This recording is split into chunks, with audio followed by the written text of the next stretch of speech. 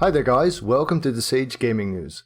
The World of Darkness is a role-playing setting which was massively popular in the 90s and still gets played a hell of a lot. It's a pen and paper system basically, and it is known for three different games, Werewolf, Vampire, and Mage.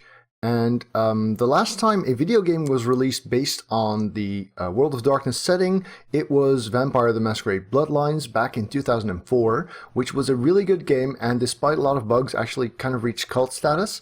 And so it's really exciting to see that there's a new game coming out from this system, which will be Werewolf the Apocalypse. It will be published by Focus and programmed by Cyanide. And at the Focus Press event in Paris, I had the chance to talk to Martin Ericsson, the lead storyteller from White Wolf, and he told me a little bit about where they think the game is going. So go ahead and have a look. I'm Martin Ericsson, and I'm the lead storyteller of White Wolf. We formed White Wolf. For years, we were owned by CCP to do the MMO World of Darkness. I worked as senior content in that, and it completely broke my heart, of course, when that project went down. That's something the game project do. We're left with a treasure of concept art and ideas and so on, of course, from that. But now we're our own thing. We're financed by the Paradox Group. We're not owned by Paradox per se, but the money comes from the same place. We're very clear that we need to be our own thing, to do our mature and complex stories about monsters hidden among us that we need to do. So how much do you know about White Wolf and the World of Darkness in general? Not that much, and fairly much. Sorry, you're familiar with Vampire the Masquerade? Yeah. So this started in 1991 as a pen and paper role-playing game, which became the second most selling role-playing game during the 90s after Dungeons & Dragons. Of course, a game that pulled in a lot of women, a lot of goths, a lot of alternative lifestyles into the game. That would be Vampire, or They began with Vampire in 91. So, and it's one integrated universe of monsters hidden among us, manipulating politics and being affected by us. It's our world, but under the surface, the nightmares are more. So now, we're 25 years later, and we're updating the whole universe for contemporary times, continuing the same stories that began in the 90s. We're now in the age of the apocalypse. We're in the end age. The central question of our werewolves is, when will you rage? When have you had enough? Our werewolves are nature's revenge. So they are born werewolves. They come from a tribal society that stretches back their borders.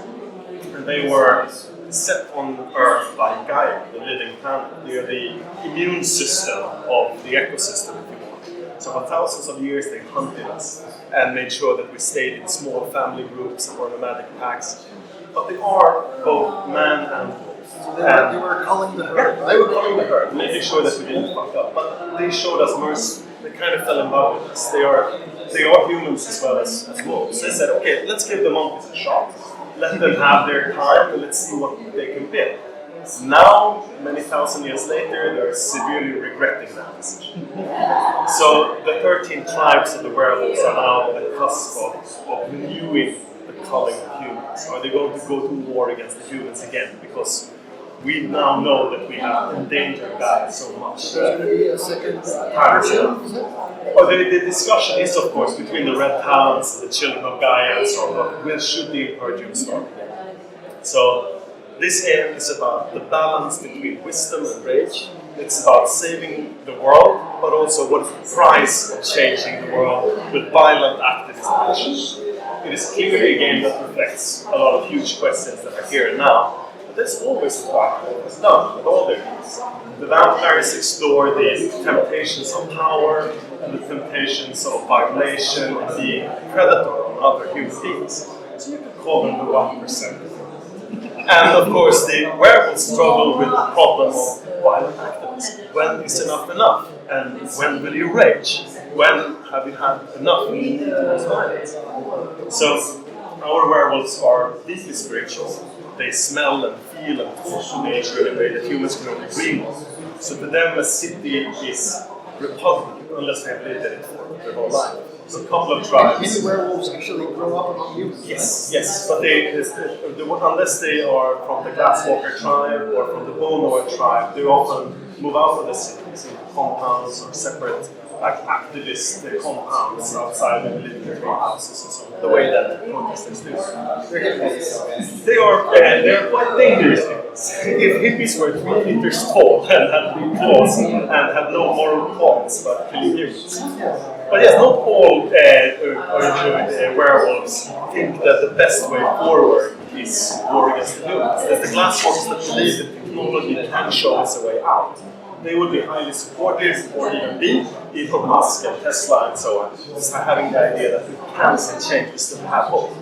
But all these different causes that the tribes represent give them confidence with each other, but also with us and the shit we do.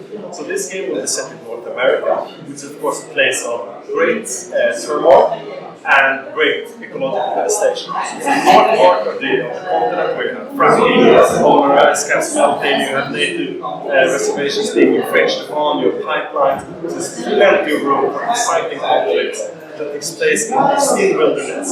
To what extent do you see this game as a political statement? It's a question. That's what I see. It's playing with the big question: what is the price of saving the world? So I think they are hosted, but at the same time, they're kind of right.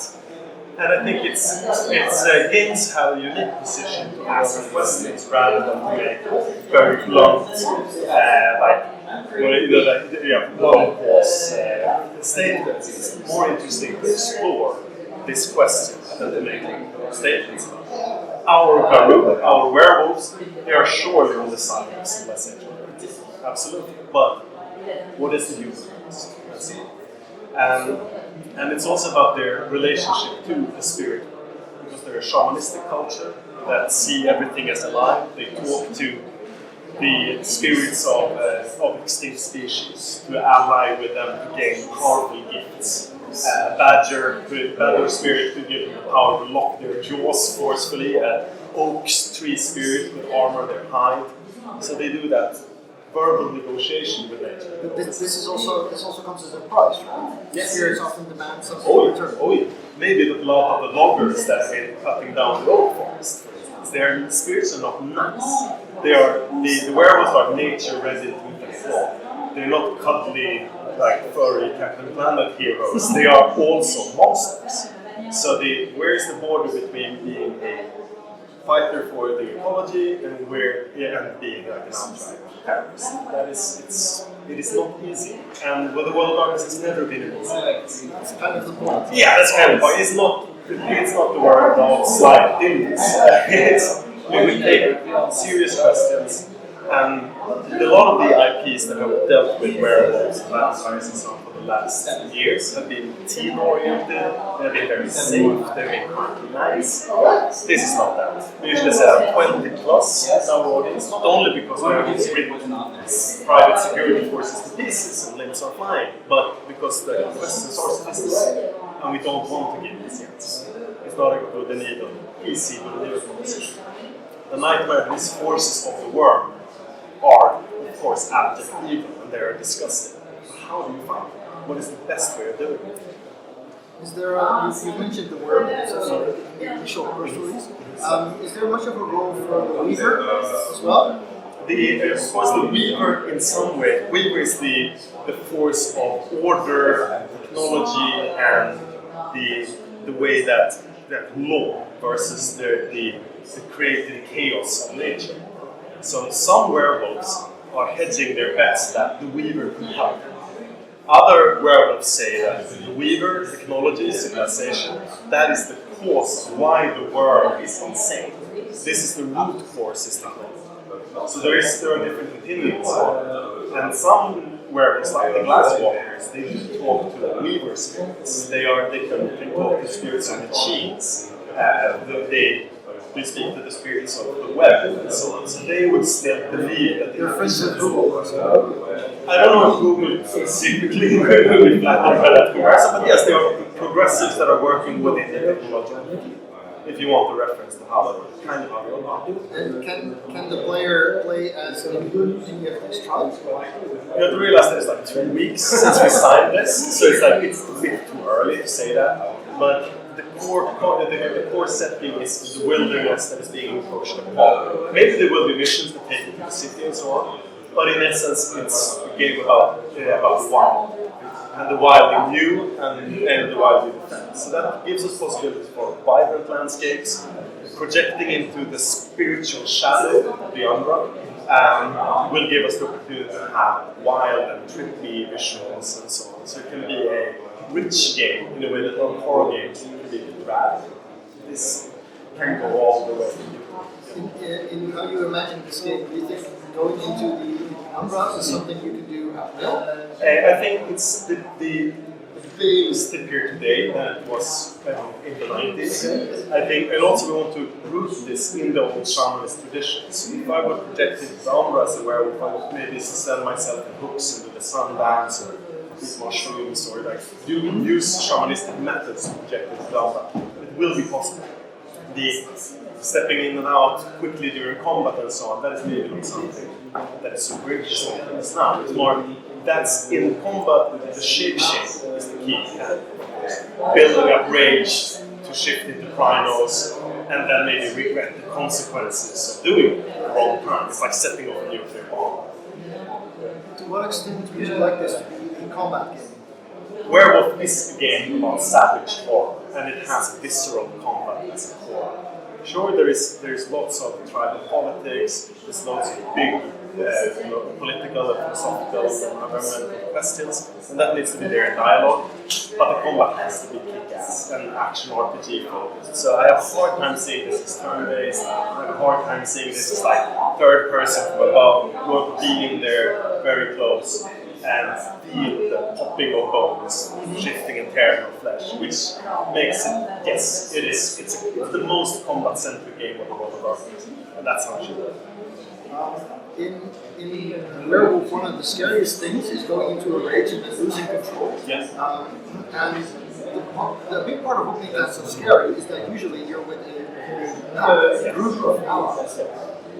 Would you say that that's also where this game where you actually have a pack with you a lot of the time? There will be other very strong NPC characters that practically form. How much of this will be like, how much of it is are you rolling, going out on your own, and how much are you a pack alpha? I think that will depend a little bit on like, the development decisions we take. But the control between losing control and rage, that to me is at the core of it, because the core question is what is the price of changing what the price is? And when you rage, that really needs to have that. So I think that old fans of Werewolf will feel very familiar, but have a more mature, more, let's say, believable type of werewolves than before. And I think it's never been hard to ask a general question of like, what would you do to stop being so that makes it the right kind of place to go with.